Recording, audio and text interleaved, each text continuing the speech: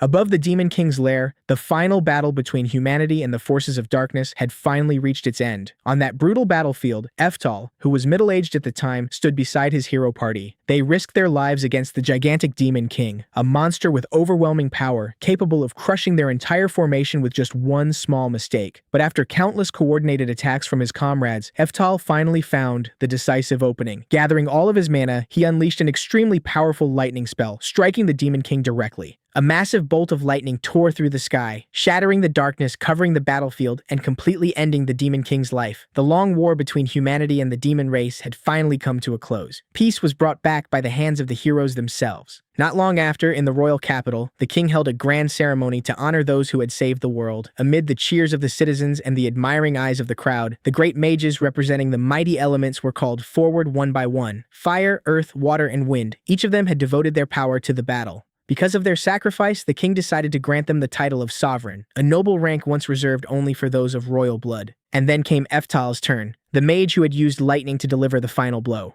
The king personally stepped forward, placed a crown upon his head, and granted him the title of the Thunder Sovereign. That moment brought Eftal to tears. After more than 40 years of devoting his entire life to magic, after so many years of fighting, researching, and pushing himself forward without rest, his efforts had finally been recognized by the world in the highest form possible. But that glory was not the end of Eftal's journey. Many years later, when his hair had turned completely white and old age had left its marks on his face, he became a teacher at a magic academy, continuing to pass his knowledge on to the next generation. Inside the classroom, Eftal guided his young students as they maintained a fourth-tier magic circle. He patiently observed every movement of their mana. He was strict, yet gentle, like someone who had lived long enough to understand that the foundation was the most important part of magic. Among those students was Merlin, a young girl who always looked at Eftal with admiration and a strong desire to go even further. After finishing her assignment, Merlin immediately begged her teacher to let her learn 6th-tier magic. She believed that if she became stronger, she could become his #1 disciple. That request reminded Eftal of the past. Many years ago, on a ruined battlefield, after a fierce clash, he had heard the cry of a newborn baby among the wreckage. That baby was Merlin. Even though he knew she carried the blood of the demon race, the sworn enemy of humanity, Eftal could not abandon such a fragile life. He carried her out of the battlefield, brought her home, and raised her as his own.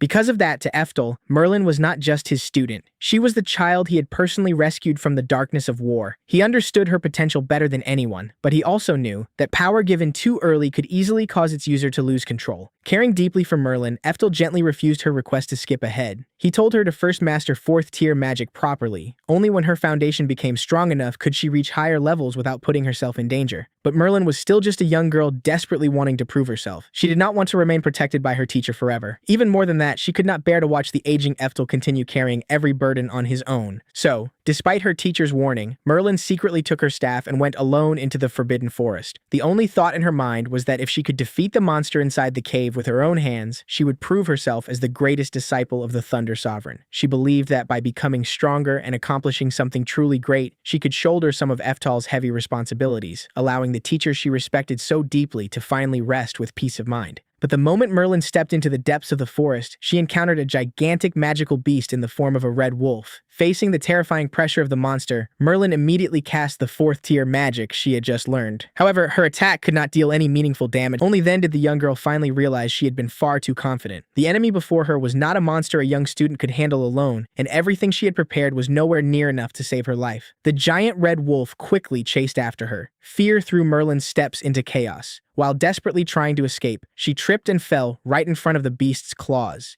Just as she was about to be killed, her teacher appeared. Seeing Merlin nearly lose her life because of her impatience, Eftal could not help but scold her in a stern voice. But even while reprimanding his student, he showed no fear toward the gigantic beast in front of him. With a single raise of his hand, Eftal calmly cast a 10th-tier magic spell. A brilliant light instantly exploded through the forest, destroying the monster so easily that Merlin could only stand there in stunned silence. To Merlin, that was the absolute power of the greatest teacher in the world.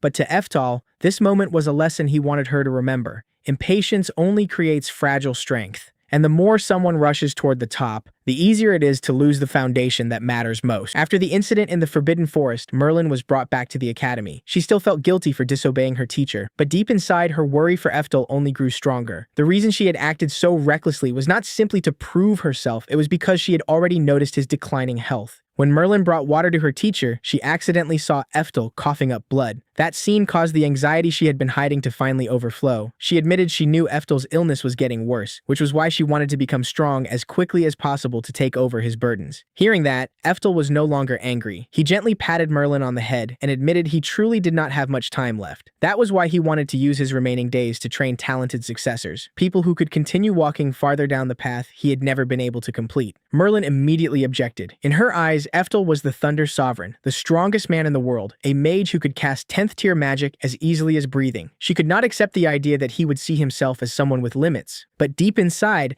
Eftel understood the truth better than anyone. The title of Thunder Sovereign might make the world admire him, and the achievement of defeating the Demon King might make him a hero. But he had never been a true genius. Compared with brilliant young people like the Flame Sovereign, prodigies who naturally reach the peak through their inborn talent, Eftel understood that he was only someone who had been forced to struggle desperately. He had to work tens or even hundreds of times harder than others just to stand on that battlefield. Just as the atmosphere between teacher and student became heavy, a student rushed into the room with shocking news. The Flame Sovereign had finally completed the theory behind the magical aptitude testing solution, a study that had long been considered impossible. The news immediately caught Eftel's attention. If this theory was real, humanity would finally be able to measure a person's magical aptitude through a clear method, instead of relying only on instinct or battle achievements. Without hesitation, Eftel began preparing the testing solution. The testing method itself was highly unusual. All they had to do was take one strand of hair from the subject, then place it into 4 test tubes filled with magical water corresponding to the 4 elements: fire, earth, water, and wind. Based on the light and color reaction inside each test tube, a person's aptitude could be evaluated by rank, from E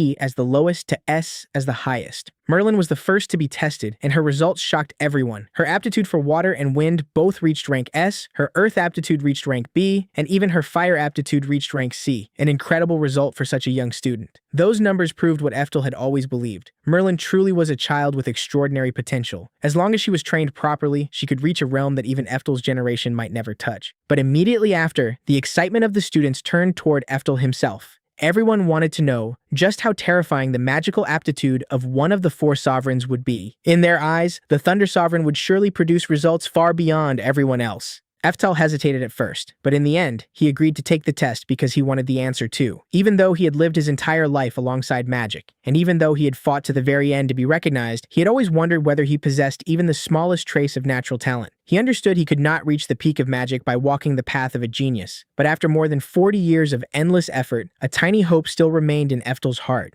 Perhaps he was not completely empty after all. But when Eftel's hair was dropped into the 4 test tubes, no light appeared, no color changed. All 4 test tubes remained transparent and silent in a way that felt almost cruel. In that moment, the entire room sank into complete silence. Eftel could only stare at the result before him, the result that denied the final hope he had secretly kept inside his heart. Then, the shocked voice of a student rang out as he read from the theory paper, colorless and transparent, meaning no aptitude. That single sentence pierced straight into the heart of the Thunder Sovereign. The man who had once saved the world, defeated the Demon King, and been honored as one of the 4 sovereigns, had finally discovered that he had absolutely no magical aptitude. The bitterness of that truth was overwhelming. The glory of Eftel's entire life had not come from talent, but from the desperate effort of a man who had never been blessed by heaven. And that cruel truth would lead directly to the regret of his final days, driving his decision to reincarnate in order to challenge the peak of magic once again. Many days later, Eftel lay bedridden during the final days of his life. His body had completely weakened and his breathing grew faint. But in those aged eyes, the regret he carried never disappeared. Even though the world praised him as a hero, Eftel could not leave this life in peace. What he held in his final moments was not satisfaction, but the resentment of a mage who had never reached the true peak of magic. Tears fell from his eyes as he kept repeating that he could not accept it. He could not accept that a lifetime of effort still could not surpass natural talent. He could not accept that after sacrificing everything, he was still held back by his own limits, running out of time before he could take one more step toward his dream. And then, the Thunder Sovereign Eftel passed away. But his soul did not completely disappear. Thanks to a hidden skill called Reincarnation cycle, which he had obtained 50 years earlier, Eftel opened his eyes inside an undefined space. There, a goddess was waiting to guide him into a new life. The goddess acknowledged Eftel's unbelievably persistent will, a soul rejected by talent itself, a soul that had died with regret, yet still refused to let go of the desire to reach the peak. She told him that he would be reincarnated once more. This would become his third life, a new chance to begin again and chase the dream he had left unfinished. Not only that, the goddess also planned to grant him special abilities, such as the power to double his growth speed to make his new life easier. But Eftal smiled and refused. To him, the most important thing was not a privilege, a reward, or a shortcut to becoming a genius. He said that all the magical knowledge he had accumulated throughout his life was already inside his mind. What he truly needed now was only time. As long as he had enough time, Eftal would continue researching, training, and moving forward with his own hands, just as he had always done. After making his agreement with the goddess, Eftal woke up in the body of a 4-year-old boy. This time, he was born into a peaceful family, with a gentle mother who loved him dearly. At first, his memories were still unclear, but when he ran to the mirror and saw the young face reflected before him, every memory of his life as the Thunder Sovereign came flooding back. The battle against the Demon King, the royal ceremony, the Magic Academy, Merlin, and the bitter moment he learned he had no aptitude. Eftal understood that he had truly reincarnated, and the chance he had once longed for was finally right in front of him. But even after beginning a new life, the obsession with aptitude never disappeared. The first thing Eftal did was recreate the magical aptitude testing solution with his own hands to test his current body. On the quiet grass field, he dropped his own strand of hair into the 4 test tubes, still holding a small hope in his heart. Perhaps in this new life, fate would give him a different result. But reality did not change. All 4 test tubes remained transparent. They did not shine, they did not change color, and not a single magical reaction appeared. That meant even after reincarnation, Eftal was still colorless, still someone without any natural magical aptitude. He lay back on the grass and quietly looked up at the sky. A faint uneasiness rose inside his heart. If he still had no talent, would this life simply repeat the same tragedy?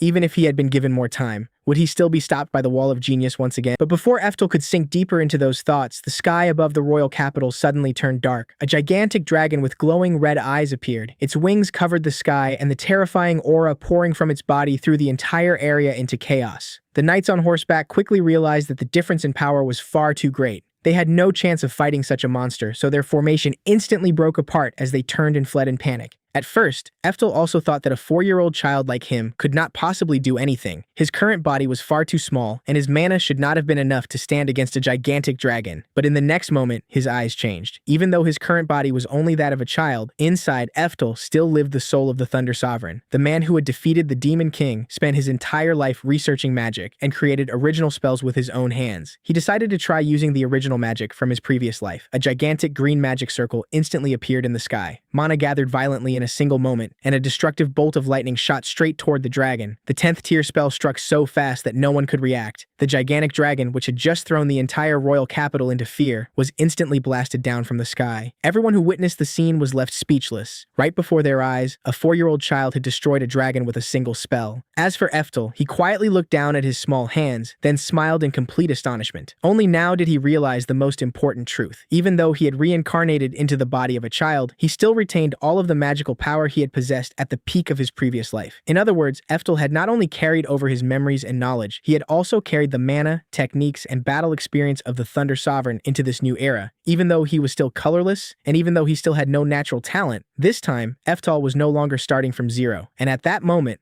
the next life of the Thunder Sovereign truly began. The man once rejected by talent would now use all the knowledge, experience, and power he had accumulated from the past to walk once again on the path toward the peak of magic. 3 years had passed since Eftal awakened the memories of his reincarnation. The young boy had gradually grown used to his new life, and after quietly investigating his surroundings, Eftal finally confirmed an important truth. This world was 400 years after the era he had once lived in. In other words, the achievements of the Thunder God Sovereign had long since become distant legends, and Eftal himself had been reborn as a child who was treated like an unwanted burden by his own descendants. At this time, the person who often visited Eftal and his mother was Frazier, his older half-brother. Every month, Frazier quietly brought them living expenses, allowing Eftal and his mother to continue surviving in this remote land. Through Eftal's narration, the truth about his family background was slowly revealed. His father was an important figure in the Azure Kingdom. Not only that, he was also a descendant of the Thunder God Sovereign. In other words, he was a descendant of Eftal's previous self. On paper, that sounded like being born into an incredible bloodline.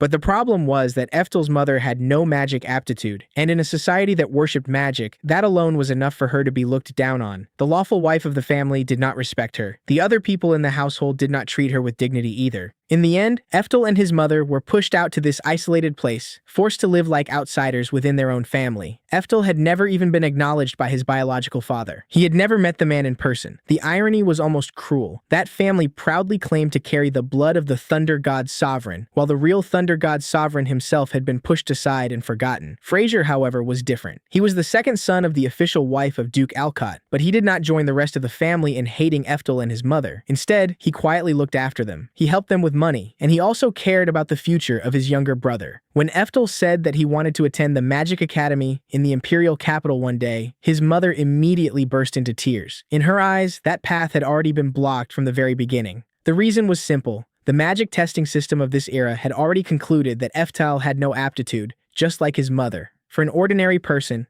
that result was almost a death sentence for the dream of becoming a mage. And it was even worse for Eftel, because he had been born into a family that believed magic was everything. Because of that, both his mother and Fraser wanted him to change direction and focus on swordsmanship instead. Fraser even advised him that if he entered the Officer Academy, he could still have a very good future. Fraser himself had once graduated at the top of the Officer Academy, so he understood the current military system very well. At the moment, the army greatly valued magic swordsmen. These were fighters who could use swords in battle while also supporting themselves with mana on the battlefield. But for Eftel, that was not the path he truly wanted. During outdoor training sessions, Fraser personally taught Eftel swordsmanship and military knowledge, and just as expected, Eftel learned extremely quickly. His talent for swordsmanship was also very good. If he chose this path, his future would definitely not be bad. However, the more they trained, the more Fraser noticed one problem. Eftel's movements always had a slight excess to them. It was not because he was bad with the sword, it was because his heart had never truly been placed into the blade. Even though his current body was only that of a child, inside Eftel still lived the soul of a great sage who had spent his entire life pursuing the path of magic. How could someone like that obediently give up on magic just because a few test tubes said he had no talent? So when Fraser once again said that Eftel was not suited for the path of magic, Eftel rejected the idea directly. He wanted to enter the Magic Academy. He wanted to continue the path of the great sage. He wanted to walk forward on the dream that had been left unfinished in his previous life. And then, Eftel said something that began to shake the logic of this entire era. It was true that he had no aptitude, but that did not mean he had no mana, and it definitely did not mean he could not use magic. To Eftel, the Magic Academy was not only a school, it was also the one place that might contain clues about why magic had become so strange after 400 years. And more importantly, it might help him understand how someone without aptitude could break past their own limits. Seeing that his stubborn younger brother would not give up, Fraser decided to set one condition.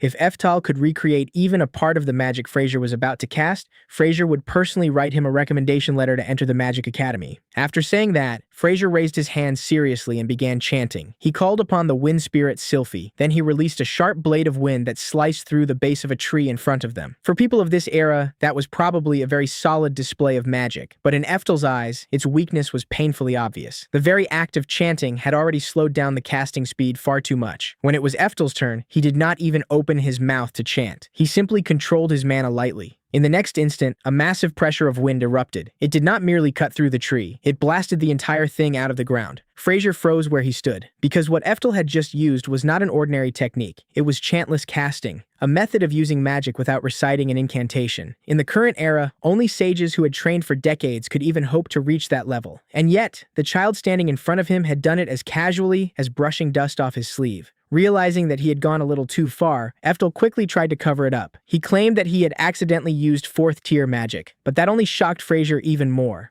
By the standards of this era, 4th-tier magic was already considered extremely advanced. To Eftel, however, 4th-tier magic was only basic magic from 400 years ago. Then before he could properly stop himself, Eftel accidentally revealed that he could even use 10th-tier magic. This time, Fraser's mind completely shut down. He fainted on the spot. The reason was easy to understand. In the current era, 10th-tier magic had already been classified as a lost technique. It almost existed only in books and legends. While Fraser was unconscious, Eftel took the opportunity to check the books again, and the truth only made him more certain. The magical civilization of this world had declined severely. Spells that had once been considered low-level in his era were now treated as advanced magic. Chantless casting, which had once been a basic foundation for practical battle mages, had become a luxury that even sages needed decades of harsh training to achieve. Eftel understood that if he continued revealing his abilities so carelessly, people might begin to suspect the truth of his reincarnation, so he immediately chose to hide his real strength. When Fraser woke up, Eftel casually redirected the story. He said that Fraser's magic had been so powerful that the tree had flown back and hit him in the head, causing him to faint. It was a rough excuse, but under the circumstances, with Fraser still recovering from the shock, it somehow worked. After that incident, Eftel decided to temporarily follow the military path that everyone expected from him. As for his research into magic, he would continue that in secret. To put it simply, on the surface, he would study the field chosen by his family. But behind the scenes, he would quietly keep chasing his true passion. Even though Eftel had temporarily moved away from the Magic Academy, his competitive nature had not disappeared at all. Especially under the influence of the indomitable skill from his previous life, he began setting a new goal for himself. If he had to learn the sword, then he would become the strongest magic swordsman. In order to test Eftel's true ability, Fraser invited Mariah. Mariah was the former captain of the Knight Order of the Azure Kingdom. He was the kind of man whose presence alone could change the atmosphere. The moment the match began, Eftel immediately felt the difference. Mariah's killing intent, speed, experience, and pressure were all far beyond what any ordinary child could endure. Forced into a difficult position, Eftel had no choice but to use physical enhancement to keep up with his opponent's movements. At that moment, Fraser also explained something to Mariah. The terrifying part about Eftel was not the magic aptitude recognized by the system, it was how smoothly he could control the mana inside his body. The way he circulated mana was so fluid that it looked like the work of a seasoned warrior. But Eftel himself understood the truth very well. This was not some natural talent. It was the experience of a great sage who had spent an entire lifetime controlling mana. Even so, in pure swordsmanship, Eftel was still overwhelmed by Mariah. Mariah saw through his weaknesses very quickly. His body was still too small. He did not have enough height, his muscles lacked strength, and his technique was not yet polished enough to face Mariah seriously. If Eftel wanted to truly fight him, he would need at least 3 more years. But Eftel was not the kind of person who would accept defeat just because of physical disadvantages. In the moment he was pushed into a corner, he did not use magic. He also did not try to clash against Mariah's sword with brute strength. Instead, he suddenly used a physical technique from his previous life. He borrowed the force of his opponent and threw Mariah to the ground. It was a clean shoulder throw, so clean that even Mariah had to admit defeat in the test. Only then did Fraser reveal Mariah's true identity. He was not only the former captain of the Knight Order, he was also the headmaster of the Azure Kingdom Officer Academy. In other words, by making Mariah acknowledge him, Eftel had officially secured a place at the Officer Academy once he turned 15. Time continued to pass. Eftel was now 14 years old. Only 1 year remained before he would reach adulthood in this world. Although he was outwardly following the military path, he had never abandoned magic. On stormy days, Eftel quietly tested 10th tier lightning magic again. This was the very power that had once earned him the title of Thunder God Sovereign in his previous life. However, these experiments also helped him discover a new problem. When casting 9th tier and 10th tier magic, there was always a slight delay before the spell actually activated. For someone else, that might have seemed like a minor detail. But for Eftel, a mage who had once lived and died on the battlefield, that delay could become a fatal weakness. He also understood that without an attribute, deeper research into magic in this world would be extremely difficult. Because of that, Eftel's true plan had not changed. Once he turned 15, he would leave home and go to the Magic Academy by himself. Just then, Fraser brought him new information. Eftel's biological father had finally agreed to meet him. When Eftel's mother heard the news, she cried from emotion. She believed that all the years her son had spent working hard in military training had finally helped him gain recognition from the family. Eftel, however, understood very clearly that this meeting meant nothing to him. Even so, he decided to go along. He did not want to disappoint his mother and Fraser.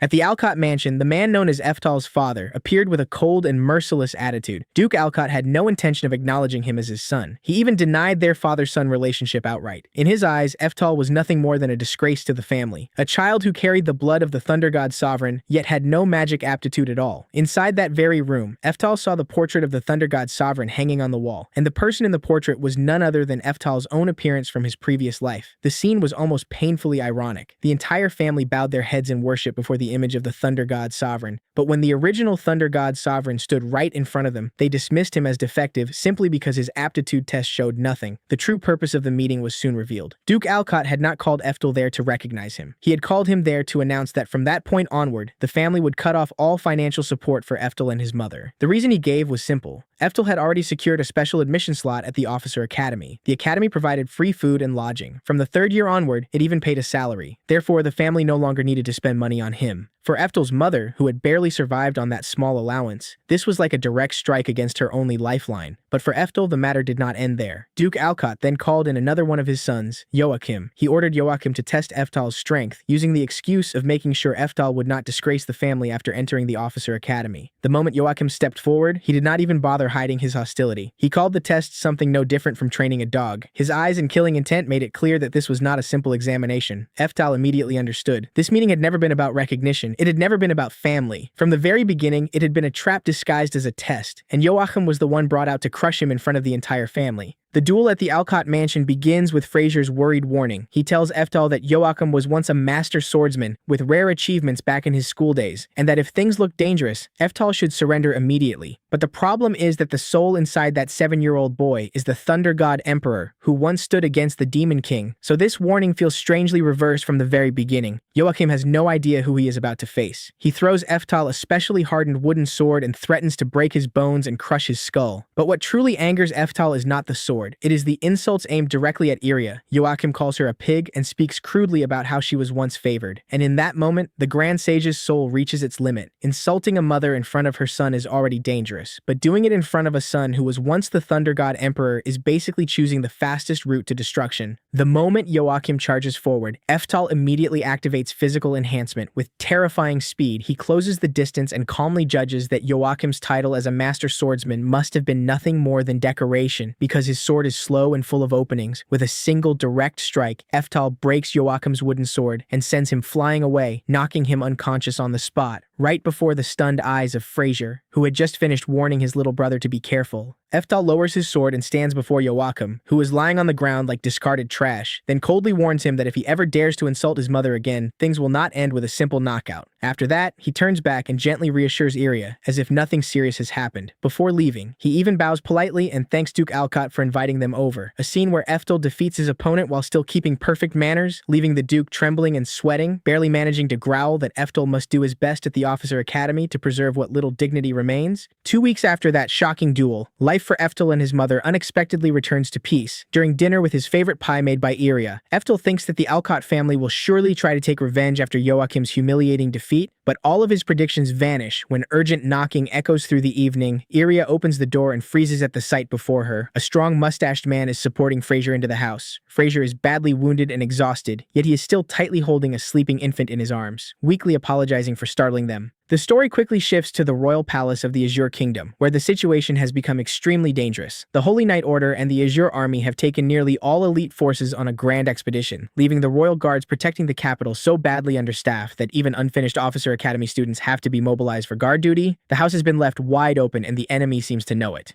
At the same time, Fraser tells Mariah about shocking intelligence. The Grand Minister's faction is planning to use the expedition as an opportunity to assassinate the Crown Prince. But before they can even discuss a counterplan, a soldier rushes in and reports that the southern barbarians have invaded the royal capital. From the palace window, smoke and fire rise into the sky, and Fraser urgently calls for the prince to be taken somewhere safe. After safely bringing the newborn Crown Prince into the house, Fraser weakly reveals the whole political mess burning through the Azure Kingdom. The current king is actually the younger brother, far more talented than the elder brother who now serves as Grand Minister. But because the king has no heir, the throne would naturally pass to the Crown Prince, who is the legitimate son of that very Grand Minister. And the birth of this baby has turned the elder brother's faction into a nest of furious hornets, instantly triggering an assassination plot to seize power back. After hearing this, Eftal does not need any complicated reasoning. He immediately realizes that the person behind the attack is none other than his own father, Duke Alcott, because on this board of power, the Duke is the one who would suffer most if the succession changes. The same man who normally treats his own son like worthless trash is now willing to burn an entire forest and kill a baby for political gain.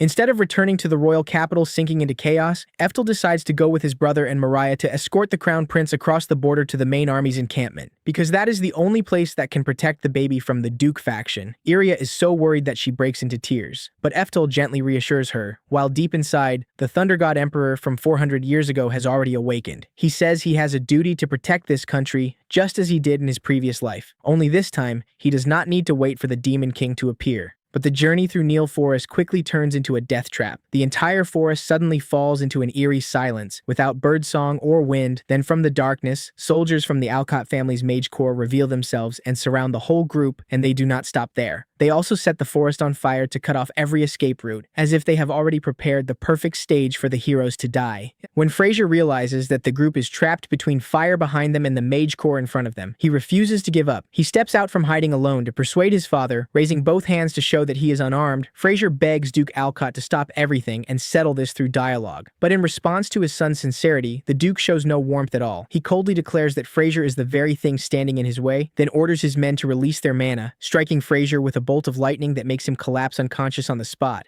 After witnessing that moment, Eftal no longer holds anything back. He steps forward with ice-cold eyes and says simply that he will show them what real magic is. In that instant, mana erupts violently from Eftal's body, shaking the very ground beneath him. He casts a spell that this era would never dare believe could exist, and in a single flash, the entire burning forest is frozen solid. The flames, the trees, and even the soldiers charging toward him are turned into massive statues of ice. The scale of his magic is so overwhelming that even Duke Alcott, watching from a distance, can only stare with his mouth open in terror, unable to understand how the child he abandoned for years could unleash power that far exceeds every standard of this world. As for Eftal, he stands calmly in the frozen forest as if he has only completed a warm-up exercise, and this is merely the opening act before he makes his birth father understand that the Thunder God Emperor, the legendary figure the Alcott family worships day and night, has actually been living under their own roof for the past 7 years. They were simply too obsessed with measuring talent through test tubes to notice. In the middle of the vast frozen lake he created, Eftal faces the entire Alcott Mage Corps with a cold expression, looking at them as if they are a group of troublesome students. He mocks them by saying that water magic is not even his specialty, but even so, none of them can scratch a single hair on his head. Hearing this, Duke Alcott turns red with fury and orders a full-scale attack. His pride has already been crushed, yet he still has no idea who he is standing against.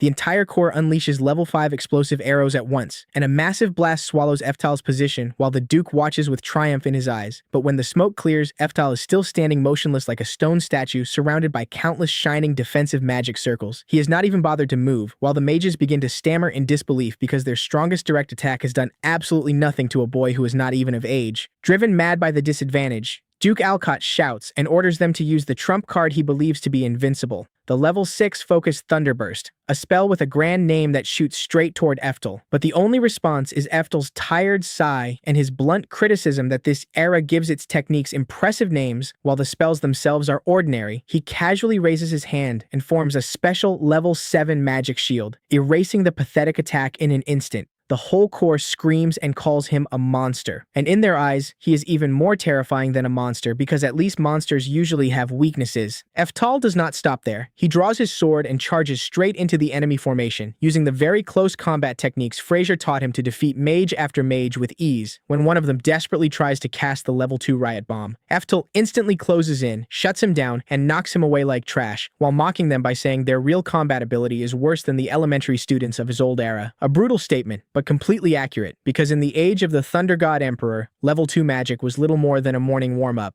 Deciding to end the joke, Eftal summons a gigantic blue magic circle that covers the sky. The foolish mages assume that he is trying to control the weather or create static electricity like their minor tricks, but Eftal only smiles and declares with overwhelming force that what he controls is lightning. Then a level 10 pillar of thunder descends from the heavens, destroying the core formation in an instant, leaving nothing but ashes scattered across the ice. Duke Alcott and one surviving subordinate are only alive because Eftal deliberately held back and created a protective barrier around them. The Duke still stubbornly threatens him with the crime of resisting the national army, but Eftal coldly replies that this is a failed assassination attempt against the crown prince, and eliminating the mastermind is an act of protecting the country. He looks down on his own father, a man willing to kill his children for power, and officially ends the coup with a sentence of public hanging for both the Duke and Joachim, a fitting end for those who dared to target the crown prince and insult the mother of the Thunder God Emperor. After everything, Eftal meets Fraser again in town. His older brother has miraculously survived thanks to the family heirloom necklace, Oberon's Guardian, which blocked the fatal blow. The two brothers embrace with joy and relief that the other is safe, and thanks to Fraser's desperate efforts to save the crown prince, the Alcott family is not stripped of its title, while Fraser officially becomes the heir, a beautiful outcome for the rare older brother who chose justice inside a family filled with schemes. In a quiet forest, Eftal stands with Fraser and Mariah as he cleans up the battlefield using level 7 spells such as Evil Flame and Wild Wind. Only then do they truly realize the terrifying power he has been hiding all this time. Eftal apologizes, but of course he cannot reveal the truth about his reincarnation. Mariah understands and chooses to keep the secret, warning him never to use that power in front of outsiders in order to avoid throwing the world into chaos.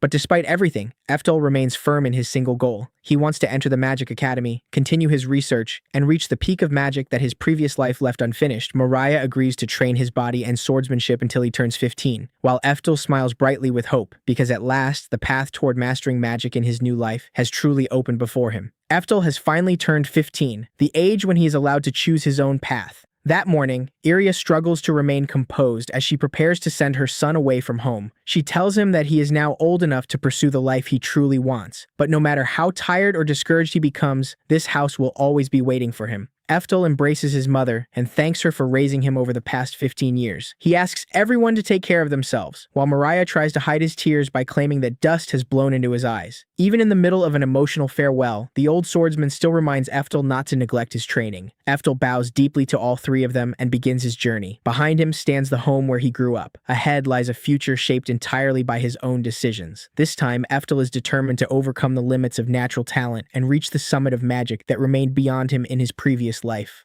On the road toward the city, hosting the Magic Academy entrance examination, Eftel stops at a small camp to rest. The moment he sits down, he hears an argument at the neighboring table. An elderly mage in his 50s is kneeling before Edworth the Raging Flame, an A-rank adventurer invited to the nearby town. The old man teaches magic to local children and politely asks Edworth to spare a little time to guide them. Edworth cuts him off before he can finish. He proudly announces that he reached A-rank at only 20 years old, while the old man has spent more than half his life as nothing more than a C-rank mage. To Edworth, someone who has devoted his life to teaching rural children is not even worthy of speaking to him as an equal. A small amount of fame has already convinced him that everyone else exists beneath his feet. The old mage swallows his pride, apologizes, and invites him to the town's welcoming feast. Edworth becomes even more offended, claiming that his time is far too valuable for such people. He then pulls on the chain connected to the collar of a red-haired demon girl standing beside him. A slave mark created by Edworth is engraved upon her body, and he proudly declares that once the mark is complete, he will be able to force mana into it and command her to obey every order. He speaks as though cruelty were some magnificent achievement. The surrounding people clearly despise what they are seeing, but none of them dares challenge an A-rank adventurer. The sight reminds Eftel of Merlin, the demon girl he once rescued from a battlefield and raised as both a student and a member of his family. Had he ignored her cries beneath the ruins all those centuries ago, Merlin might also have been reduced to property and passed between cruel masters. The thought fills him with disgust. Even so, Eftel forces himself to remain patient. The slave mark has not fully stabilized, and destroying it carelessly could disrupt the magical structure and harm the person carrying it.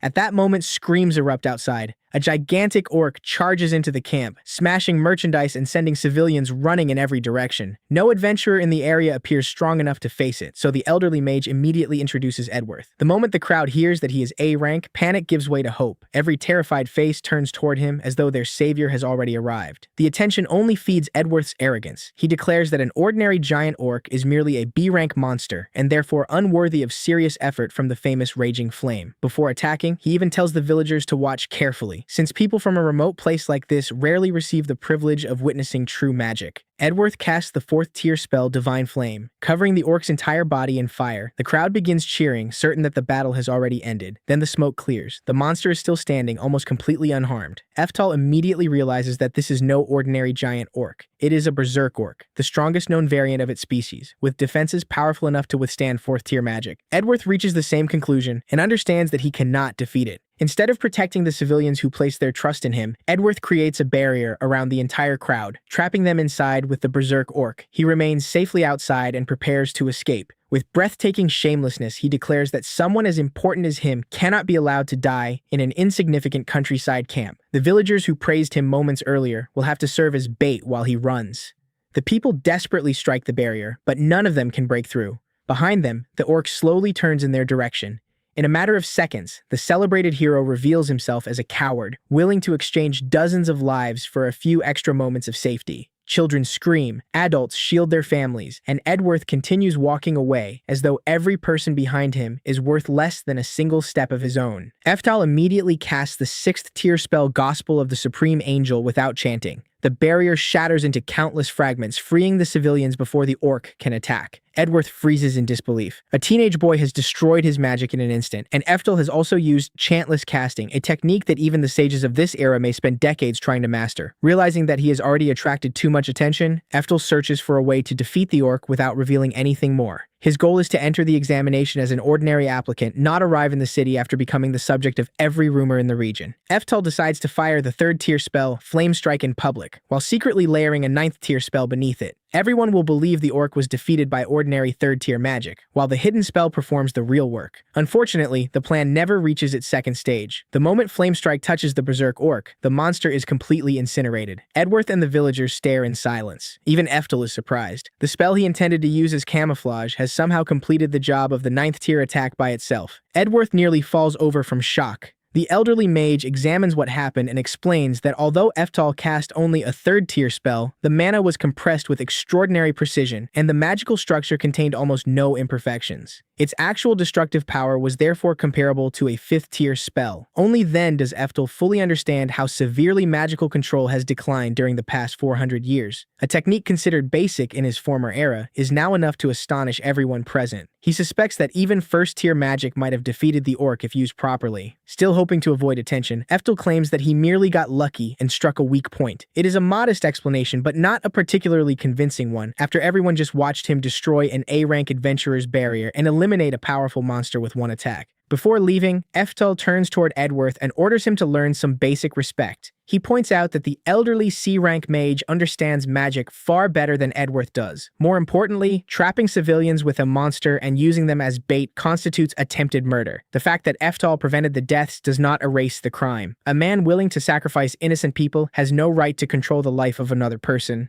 Eftal commands Edworth to release the demon girl and surrender himself to the authorities. His A-rank title can no longer protect his pride. One cold look from Eftal is enough to make the man who mocked everyone around him lower his head and obey. Edworth no longer possesses the courage to resist and agrees to every demand. For the first time, a trace of hope appears in the red-haired girl's eyes. Once Eftal confirms that the civilians are safe, he resumes his journey toward the city. However, even after traveling a considerable distance, he realizes that the demon girl is quietly following him. Whether he increases his speed or changes direction, her red hair remains visible somewhere behind him. She keeps enough distance to avoid disturbing him, yet never allows him to disappear completely, as though she is terrified of being abandoned but equally afraid of approaching. Eftel finally turns around and asks how long she intends to follow him. The girl immediately drops to her knees and begs him to become her new master. Eftel is left speechless. He has just freed her from one chain, and now she is voluntarily asking to enter another. Through tears, she explains that the slave mark has not completely disappeared. If she continues wandering alone, another cruel person could establish a new contract and force her to obey. Attempting to resist such a contract might even kill her. From her perspective, choosing someone powerful and trustworthy is safer than waiting for another monster like Edworth to claim her.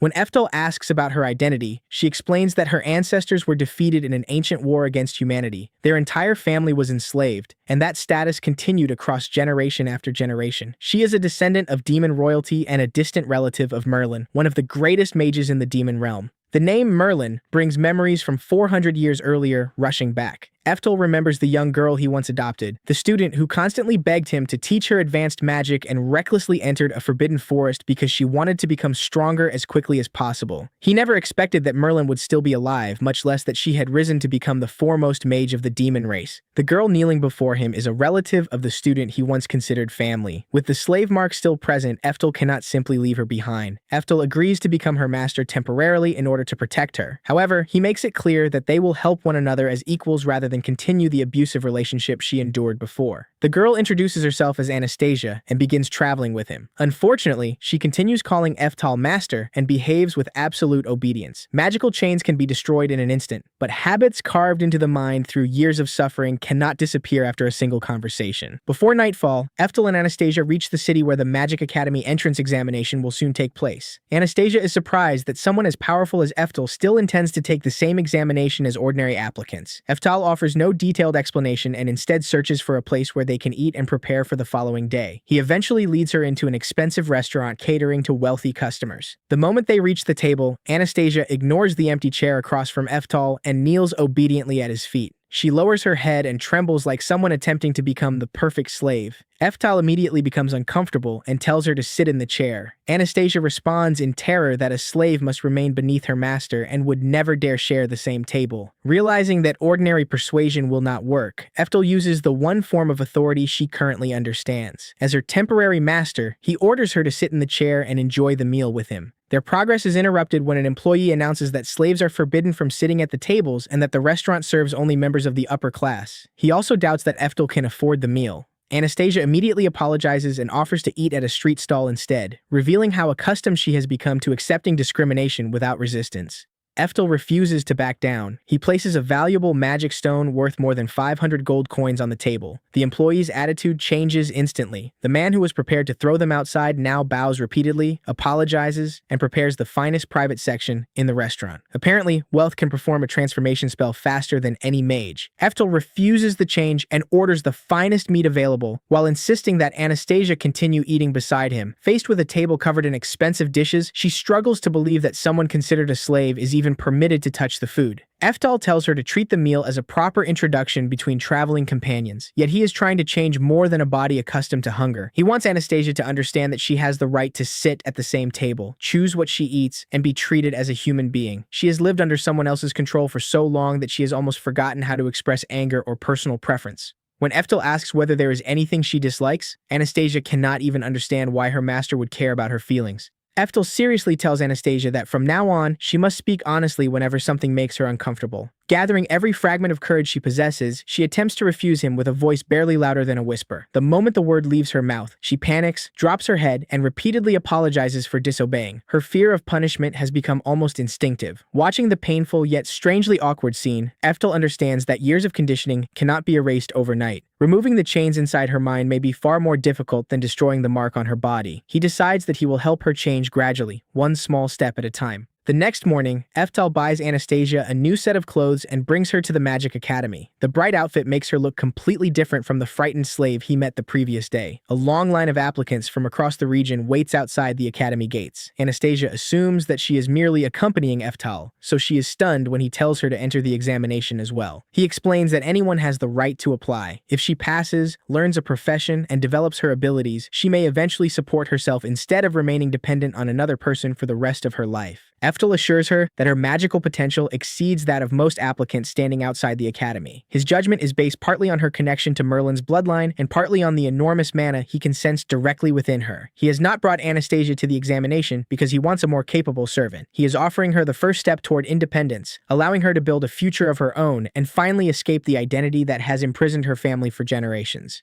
The first trial at Krone Academy of Magic is announced as a survival battle. 16 applicants enter the arena in each round, and they are permitted to use magic, weapons, and virtually any method necessary. Anyone knocked off the platform is immediately eliminated, and the match continues until only 5 competitors remain. The supervisor is a B-rank adventurer who seems delighted that he can earn money simply by standing there and watching. In previous years, none of the applicants were impressive enough to hold his attention. When several candidates surround Eftel, he assumes the weakest-looking person in a chaotic battle will naturally become the first target. The prediction has barely left his mouth when the supposed prey attacks first. Eftel reinforces his legs with magic and bursts through the circle. Every kick launches another opponent out of the arena. Within moments, the surrounding candidates are lying outside the platform, while Eftel remains standing calmly in the center. The examiner quickly realizes that the situation has completely reversed. In a survival match, the person displaying the greatest strength soon becomes the common enemy. The 5 remaining applicants therefore join forces against Eftel and Anastasia. Before they can close the distance, Anastasia forms a magic circle, calls upon the wind spirits, and casts the 3rd-tier spell, Wind Spirit's Kiss. A violent pillar of air erupts across the arena, catches all 5 attackers, and throws them outside simultaneously. When the wind finally fades, only Eftel and Anastasia remain on the platform. The applicants waiting for their turns immediately realize that Anastasia's abilities are far beyond those of an ordinary candidate. The examiner struggles to hide his shock before calling forward the next group of 16.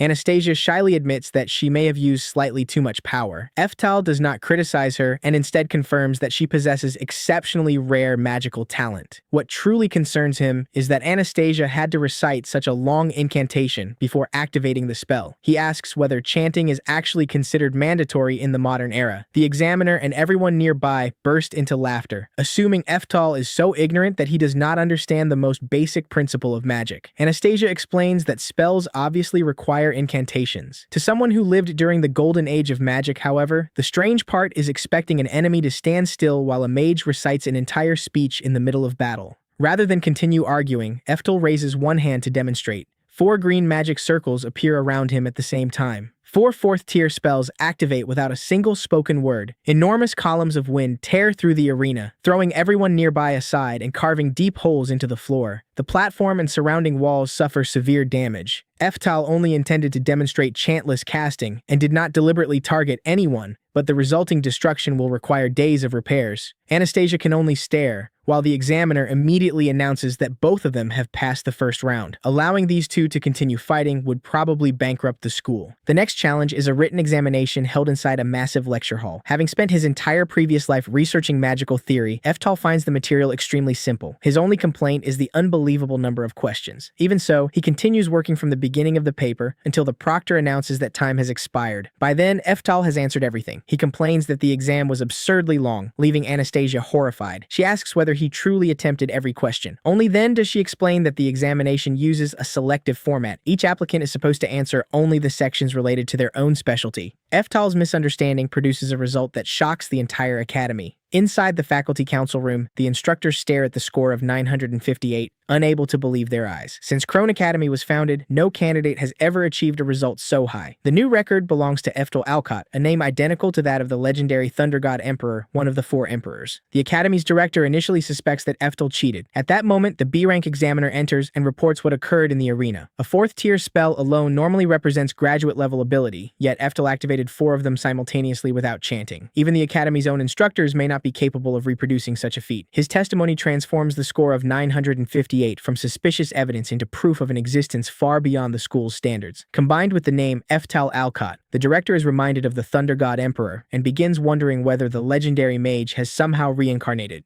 On the day the results are announced, Eftal and Anastasia separate to search for their examination numbers among the crowd. Anastasia quickly finds number 588 on the special admission list. Overwhelmed with happiness, she throws her arms around Eftal in front of the entire academy. After noticing everyone staring, she turns bright red, steps away, and hurriedly apologizes. Eftal simply smiles, congratulates her, and reminds her that from this day forward, she can finally live as an ordinary student. Their happiness quickly gives way to concern when neither of them can find Eftal's number, 589, on the main board. Both his theoretical and practical results far exceeded the requirements. Eftal briefly wonders whether the academy secretly examined his magical aptitude and rejected him because of his colorless attribute. Anastasia insists that her master could never fail and prepares to file an immediate complaint. Eftal stops her, knowing that creating a scene in front of the crowd will only make the situation more uncomfortable. Fortunately, Anastasia soon notices a framed announcement displayed separately nearby. Eftal did not fail at all. His number was removed from the ordinary list because he had been admitted through an exceptional special position. He has also been appointed the chief representative of all specially admitted students.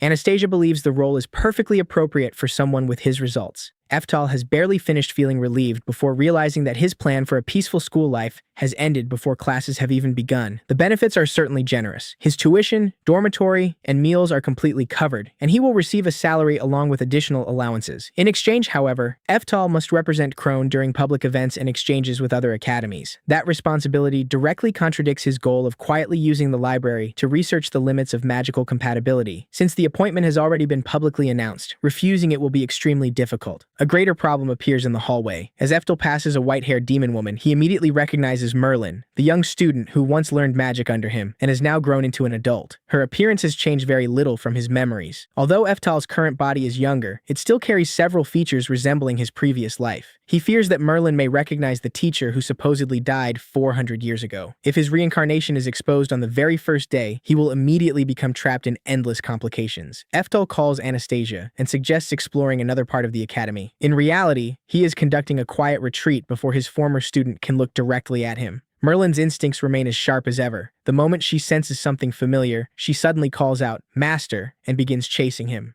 Merlin does not directly claim that he is the Thunder God Emperor. She only asks whether Eftal has some connection to the legendary mage. Unwilling to create a public disturbance that might threaten his enrollment, Eftal pretends not to understand. He abruptly changes the subject, tells Anastasia that he is hungry, and pulls her away for lunch. Merlin continues calling for him to stop, but Eftal refuses to turn around. At the moment, a clumsy excuse is still safer than explaining an entire life from 4 centuries ago. While they eat inside the academy grounds, Eftal asks why Anastasia failed to recognize the white-haired woman. She is shocked to learn that the woman was Merlin and admits that they have never met personally. Merlin is the daughter of the current Demon King, while an ancestor 10 generations removed from Anastasia once held the same position. Their connection is so distant that they are little more than names on the same family tree. Eftal is more puzzled by Merlin's presence at Krone. She currently serves as headmistress of Altina Academy of Magic, so there should be no reason for her to appear here. The answer is revealed during the entrance ceremony. The host introduces Merlin as an honored guest, and she steps onto the stage to congratulate the new students as they begin their pursuit of magic.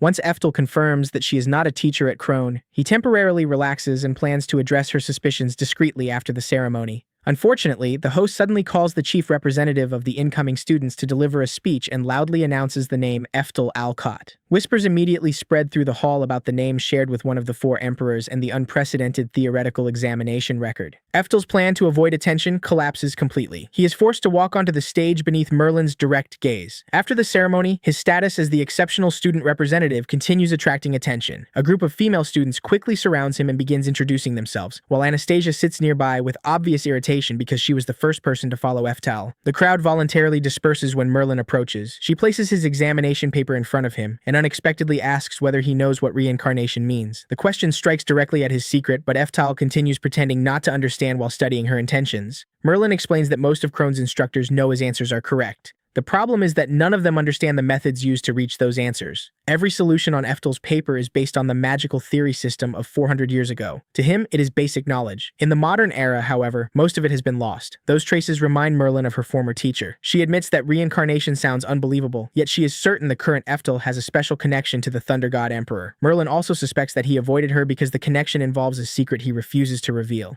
Each of her arguments moves closer to the truth. Eftel desperately wants to admit that he is the teacher she once knew, but countless students are still listening nearby. If news spreads that the Thunder God Emperor has returned, the peaceful research life he desires will disappear forever. Realizing that complete denial cannot explain the ancient knowledge in his examination, Eftel leans closer to Merlin and invents another story. He claims that the Thunder God Emperor once had a secret lover and that they produced a child with exceptional magical talent. The child secretly inherited all of his knowledge before withdrawing into the mountains with future descendants to avoid the world's attention. Merlin immediately objects that her master never mentioned any hidden family. Eftel strengthens the lie with a piece of truth. He asks whether she knows that the Thunder God Emperor possessed no natural magical aptitude and carried that regret throughout his life. The information could damage the reputation of one of the 4 emperors, so very few people ever learned it. Even Merlin must admit that secrets of that importance are often concealed.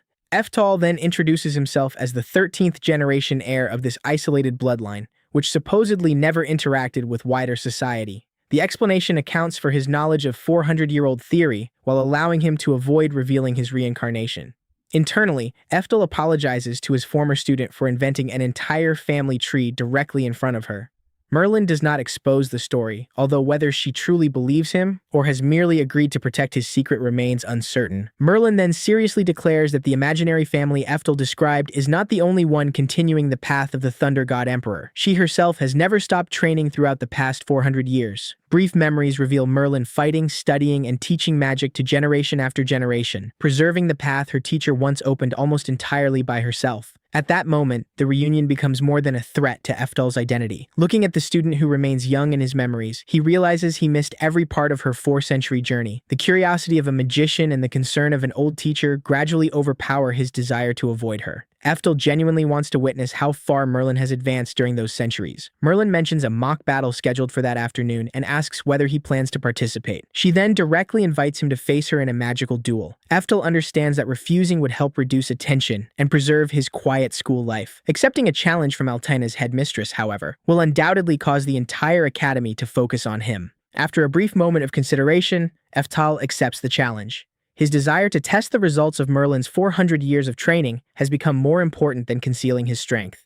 Standing behind him, Anastasia quietly smiles at his decision. News that Eftel, the representative of the new students, would face Merlin quickly spread throughout Krone Academy. These mock battles were normally meant to show beginners how far they still stood from experienced mages. This year, however, the opponent was the headmistress of Altena herself, a legendary demon warrior who had remained at the summit of magic for centuries. The stands were almost completely full. Most spectators expected Merlin to control the match without difficulty, while others wondered whether the student who had shattered the entrance examination record might produce another surprise. The announcer introduced Eftel Eftal as the specially admitted student representative, and declared that Merlin would demonstrate the highest level of magic before the entire academy. Cheers immediately erupted. Several female students shouted Eftal's name, causing Anastasia to blush and cover her ears. Eftal paid no attention to them. His gaze remained fixed on the white-haired woman across the arena. To everyone else, Merlin was an unreachable archmage. In Eftal's memories, she was still the impatient child who constantly begged to learn advanced spells, and once entered a forbidden forest because she wanted to become stronger as quickly as possible. 400 years had made her expression calmer, but the desire to improve inside her eyes had never changed. They agreed to begin with an opening exchange. Eftal attacked first. Without chanting, he instantly launched the 6th-tier explosive fireball toward Merlin. The fireball detonated violently and swallowed the entire area where she stood, causing the audience to hold its breath. Merlin had not taken the attack directly. The moment the flames reached her, she deployed the 7th-tier Perfect Fortress. Several layers of blue magical barriers stopped all the heat before it could touch her body. Eftal approved of her reaction, while Merlin realized that she could not treat him like an ordinary student. A teenager capable of casting 6th-tier magic without an incantation was clearly abnormal. Their first exchange forced her to admit that she had underestimated him. It also made her more willing to believe the story Eftal had previously told, that he was the 13th successor of a secret lineage entrusted with the Thunder God Emperor's knowledge. Even so, Merlin still possessed the pride of a direct disciple. Eftal might have inherited that knowledge through a hidden bloodline, but she was the person who had personally studied beneath the original Thunder God Emperor. She responded with the same 6th-tier explosive fireball. Eftal created a perfect fortress identical to the barrier she had just used, stopping the flames. Merlin did not wait for the fire to disappear. While Eftal's barrier was still enduring the pressure of her first attack, she completed another 6th-tier spell behind it. This was the Thunder God Emperor School's advanced technique of chaining high-level magic. The stronger a spell was, the longer its magical structure normally took to rebuild. A skilled mage, however, could begin constructing the next spell while the previous one was still active, allowing them to release powerful magic continuously without chanting or exposing a major opening. Merlin proudly explained the principle she had refined over several centuries, unaware that the man behind the barrier was its original creator. Eftal felt no irritation while watching his student use his own teachings to seize the initiative. Instead, he was delighted that Merlin had transformed that knowledge into pure battle instinct. He calmly informed her that his own reconstruction time had also ended, then counterattacked with the 7th-tier Wicked Frost. Freezing air erupted across the arena, sealing the flames surrounding his barrier and transforming the sea of fire into a massive block of ice. Eftal immediately followed with the 7th-tier Giant Ice. An enormous frozen spear formed from the magic circle and shot directly toward Merlin. Merlin realized that Eftal had predicted she would continue using fire and prepared ice magic to counter it. The speed with which he shifted from defense to offense surprised even her. Eftal increased the pace further, testing how well his former student could keep up. Merlin raised a 7th-tier Perfect Fortress to block Giant Ice. The collision between two spells of the same rank shook the arena. She believed the refinement of her barrier was equal to Eftal's, yet the enormous spear continued pushing forward. Merlin was forced to maintain the defense with both hands, and sweat began appearing on her face. Eftal calmly pointed out that her defensive structure still contained weaknesses. Nearly equal refinement did not mean that the spell was truly flawless. As long as those imperfections remained, Perfect Fortress could not completely stop Giant Ice. The way he identified every weakness with absolute precision felt painfully familiar. It was exactly how her teacher had corrected her 400 years earlier. Memories returned of the Thunder God Emperor sternly telling her that her magical structures were still immature. Now that same feeling of being completely understood had returned before a young man who shared Eftal's name. Merlin immediately changed tactics and deployed two 7th-tier Perfect Fortresses simultaneously. Controlling multiple spells would normally consume most of a mage's concentration and create an opportunity for an enemy to attack. Merlin deliberately used that weakness as bait. She waited for Eftal to approach, then launched a hidden counterattack from behind him. The explosion made the audience believe that Eftal had been hit. When the smoke cleared, however, he was standing behind Merlin. Eftal had not waited to receive the attack before reacting. He had already read her intentions and prepared the 8th-tier teleportation spell in advance, causing Merlin's ambush to strike nothing but empty air. A tactic she had spent years perfecting was dismantled through the same principles her teacher once taught her. Rather than becoming angry, Merlin laughed with nostalgia. A man named Eftal, using Eftal's spells and fighting exactly like Eftal. Every clue was leading her toward an answer that should have been impossible. Merlin decided to reveal her strongest technique. She declared that if Eftal could withstand the next attack, she would openly admit defeat. the 8th tier hammer of the Thunder God activated, sending golden lightning down from above and forcing Eftal to evade close to the ground. He narrowly avoided the strike but immediately realized that this was not Merlin's true secret. A single highly refined hammer of the Thunder God would not be enough for her to call it the ultimate technique she had developed over 400 years. Magic circles then appeared around both of Merlin's hands and feet. She divided her consciousness to operate 4 8th tier spells at the same time, maintaining the lightning assault, protecting her body, and lifting herself into the center of an enormous electrical network. An ordinary mage risked losing consciousness simply by controlling 2 spells in parallel, yet Merlin kept 4 8th tier structures completely stable. Even during the golden age of magic, Eftal had never witnessed a technique like this. At that moment, he no longer saw Merlin as the little girl who needed his protection. He saw a mage who had created a path entirely her own. Images appeared in his mind: the child he once carried away from a battlefield, the student training beside her teacher, and the archmage who continued fighting and teaching new generations long after his death. Merlin had not merely preserved the Thunder God Emperor's legacy, she had developed it into a realm its creator had never imagined. Eftal's pride in her erased any desire to hide his strength or end the match casually. He declared that Merlin had always been the disciple who made him proudest. As her teacher, he would answer 400 years of effort with his full power. An enormous magic circle opened across Eftal's arm, while Merlin drove her 4 8th tier spells to their limits. Golden lightning covered the sky, and the entire power of the hammer of the Thunder God descended in one final strike. Eftal did not retreat. The Thunder God Emperor's 10th tier lightning magic erupted as a colossal stream of blue electricity. The 2 powers collided above the arena, but the balance lasted only an instant. The 10th tier lightning quickly consumed Merlin's entire golden network. Light covered the battlefield, the ground split apart, and the shockwave forced the students in the stands to shield themselves. Anastasia also crouched beneath the overwhelming sound and pressure. Surrounded by lightning, Merlin assembled every clue from the beginning of the battle. Eftal's ability to predict her actions, his perfect identification of her weaknesses, the chained casting technique,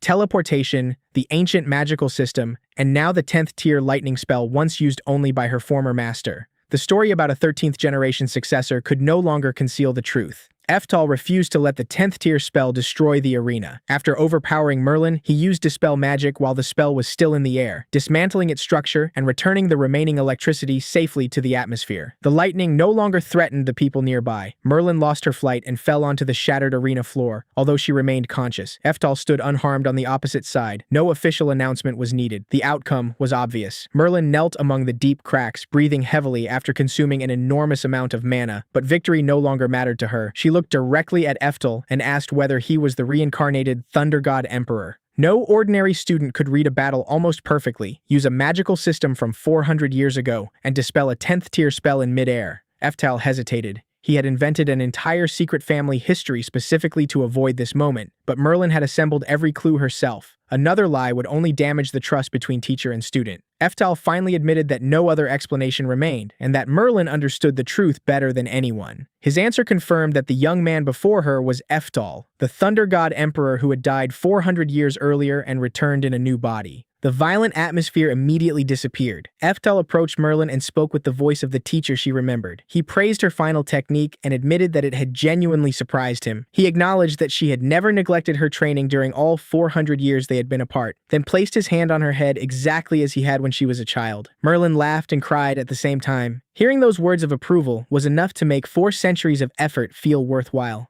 Eftal told her not to cry like a little girl. Merlin replied that even if she had become an archmage and the headmistress of Altina, she would always be the same child whenever she stood before her teacher. Their reunion in the ruined arena was interrupted when Anastasia ran over and called Eftal her master. The way she bowed, combined with the slave collar around her neck, immediately caused Merlin to misunderstand the situation. From her perspective, her newly reincarnated teacher had entered school while openly keeping a demon slave. Eftal hurriedly explained that he had never oppressed Anastasia. She had suffered under unusual circumstances, and he was currently protecting and caring for her. Anastasia politely greeted Merlin, who temporarily accepted that there was clearly more to the relationship than could be explained in the middle of the arena. Anastasia then warned them that a crowd was approaching. Students and spectators poured down from the stands. Some begged Eftal to teach them magic, while others wanted the newly admitted student to become an instructor. They did not know that he was the reincarnated Thunder God Emperor, but the power he had displayed was enough to shake the entire academy. Eftal insisted that he only wanted to live as an ordinary student and use the library for research. Merlin immediately dragged him away away from the arena, with Anastasia running after them and the excited crowd gathering around the devastated battlefield. The three traveled far from Crony, crossing mountain roads and a vast forest before arriving at a large mansion isolated within nature. The moment Eftal saw the building, he recognized it as the home where he had lived during his previous life.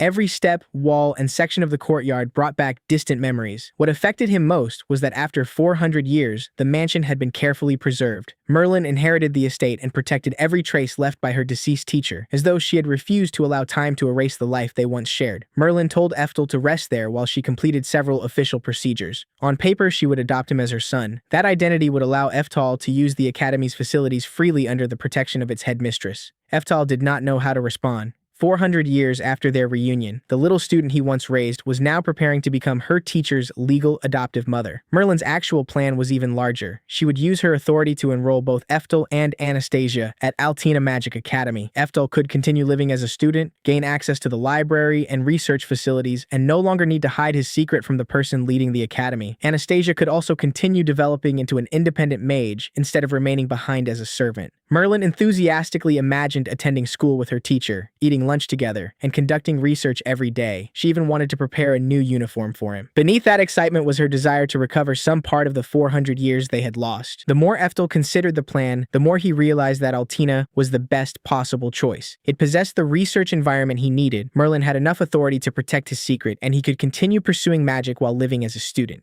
Eftel finally agreed to let her handle the procedures. Merlin happily embraced the teacher who had returned to her, while Anastasia watched them with a smile. The adoption and enrollment had not yet been completed, but their journey had already entered a new stage. Eftal and Anastasia would travel to Altina under Merlin's protection, while the mansion preserved for 4 centuries would become the beginning of their new life together.